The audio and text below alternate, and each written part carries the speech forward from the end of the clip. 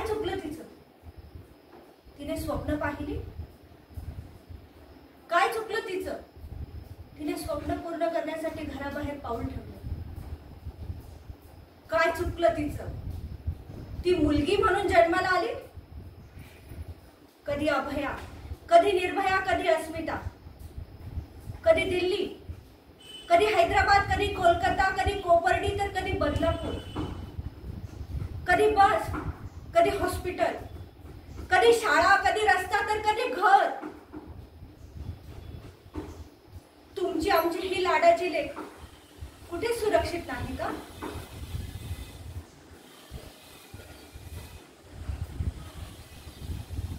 यत्र नार्यस्तु पूजते तत्र रमन्ते देवता. अशा या भारत देशात जिथे स्त्रीला पूजनीय मानलं जातं, जिथे जिजाऊ अहिल्याबाई होळकर, राणी लक्ष्मीबाई, सावित्रीबाई फुले जन्माला आल्या, त्या देशात स्त्रीवर अत्याचार होतात. हे दुर्दैवच नाही का?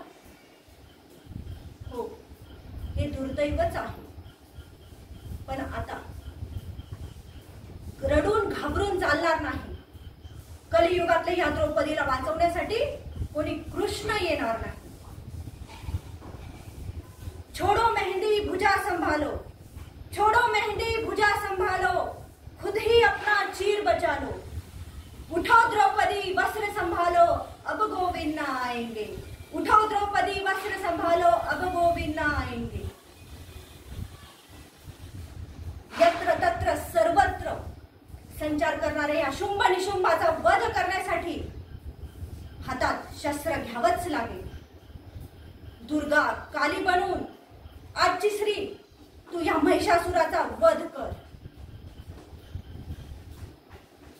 बेटी बचाओ बेटी पढाओ एवढंच आता पुरेसं नाही, तर बेटों को सिखाओ बेटी बचाओ हाच नारा आता असला पाहिजे.